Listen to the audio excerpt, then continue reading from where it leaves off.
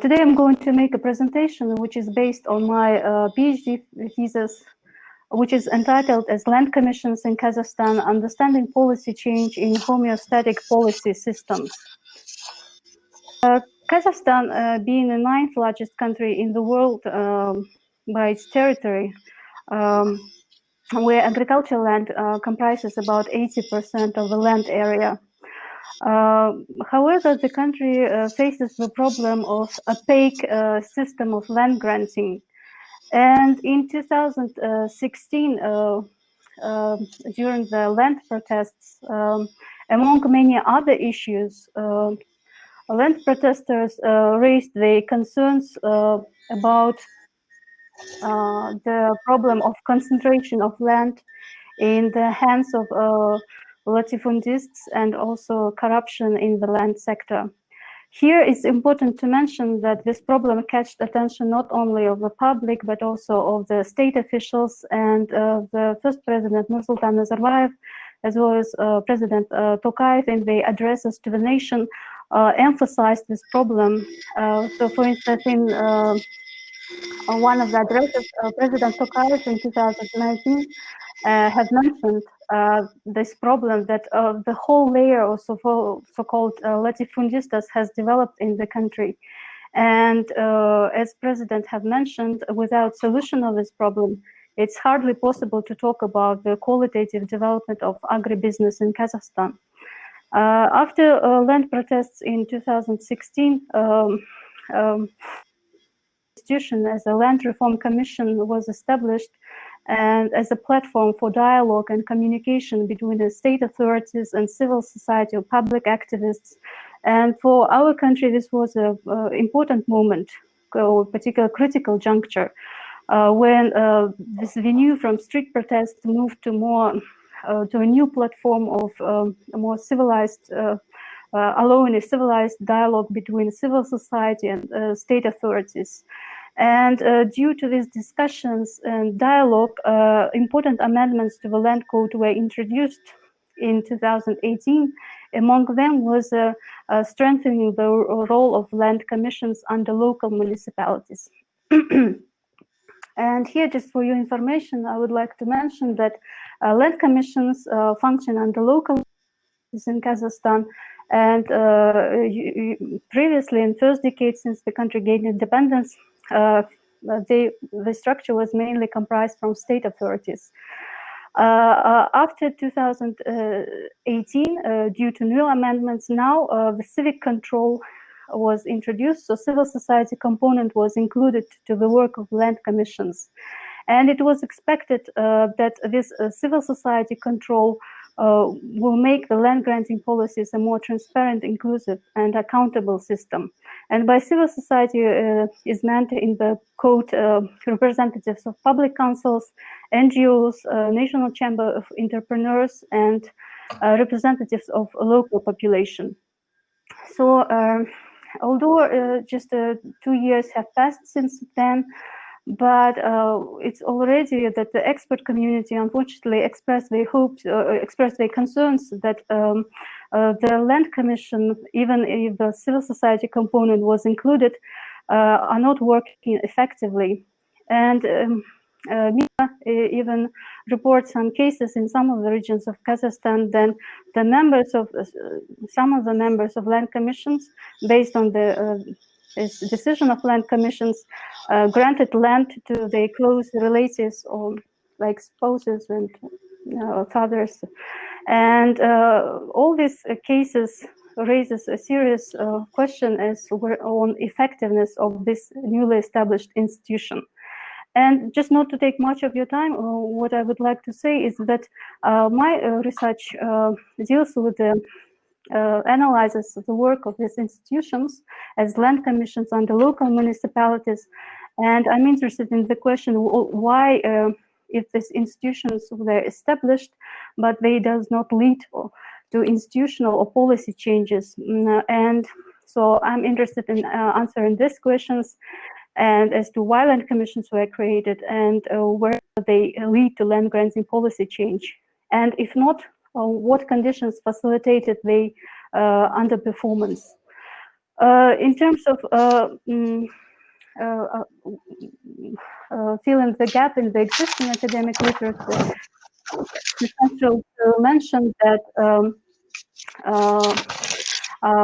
if we take a look at academic literature worldwide, there are certainly different types of land commissions or land pastoral commissions in African, in Latin American contexts, for instance, in Ghana, Brazil, South Africa.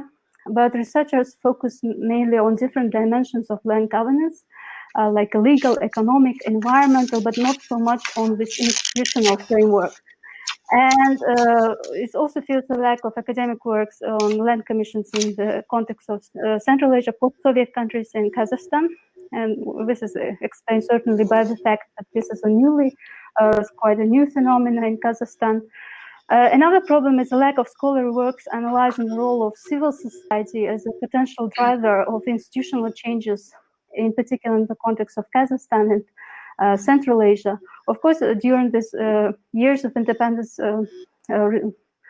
quite abundant research was made on civil society, and I would like to also here to draw your attention, if you're interested in this question of civil society engagement in local governance in Kazakhstan. I would recommend the works of Professor Kolinox and Zhanenova on public councils, and also our moderator, Professor Sharipova, on state society interactions and different groups, as a youth perceptions, for instance.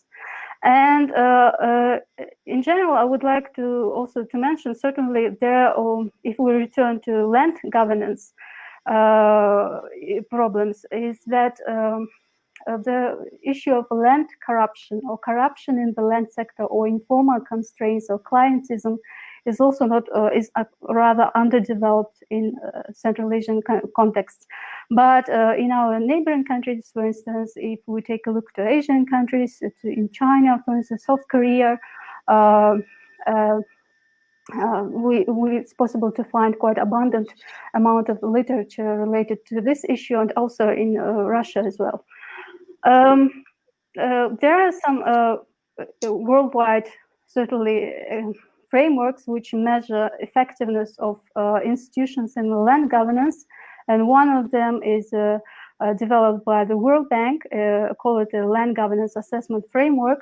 But this is quite a comprehensive framework which includes different dimensions, as we have mentioned. It's economic, legal aspects, and but not so much paid attention, not to studies more profoundly on this institutional setting. In terms of theoretical framework, I'm applying a subsystem adjustment model of policy change, which was developed by a famous public policy analyst, Holet and Ramesh, in 2012.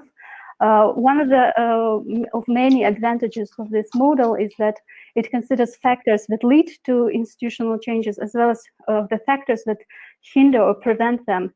As you can see here, is the availability, for instance, of closed networks and path dependence.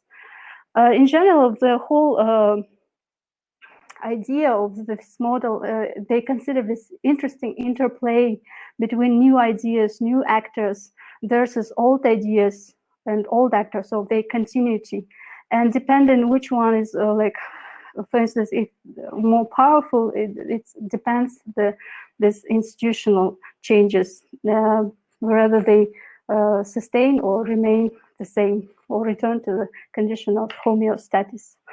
I would like to complement this research with a model developed by GSPP Professor Riccardo Pelizio, who is an author of the model on institutional change in performance studies. Why I'm using this model is because it helps me to unpack the problem and to see the state not as a homogeneous entity, but to see the reaction of ruling elite and civil society to, to endogenous shocks, and to analyze the problem wherever establishment of the institution of land commission was a response to endogenous shock, or it was rather a cosmetic measure. In terms of methodology, I'm going to use mainly qualitative research methods. For instance, I'm going to use revelatory multiple cross-sectional case study design, and to consider the as a cases work of land commissions in two regions, namely Karaganda and Akmola, at city, district, and village levels, to make a direct participant observations, in-depth semi-structured interviews, elite interviews, and since all questions related to land and land governance, it's not only about economic or political issues, but also kind of sensitive emotional narratives. It is possible to apply a critical discourse analysis to analyze written, spoken, and visual texts. Yes, and since today, during the first day of the conference, it was mentioned by many speakers that in SDGs we need to take a more holistic approach and to consider all the steps not separately. And when we consider this SDG step, like access to land, strong institutions, we certainly should pay attention also to the problems of land governance, in particular in developing countries like Kazakhstan. And another issue is like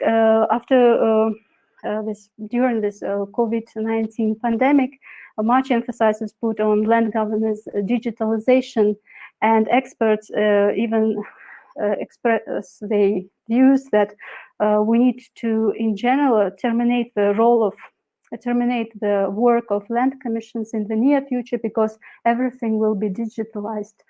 But wherever these hopes on digitalization also bring expected results, it's also the question under consideration. So thank you very much for your attention, and I will be glad to answer. Okay, thank you. Next speaker is Mahajan Kurmanov, also a PhD candidate at the Graduate School of Public Policy, and his paper is titled "Limits of Open Government in Central Asia Evidence from Uzbekistan." Just a second, please. Yep.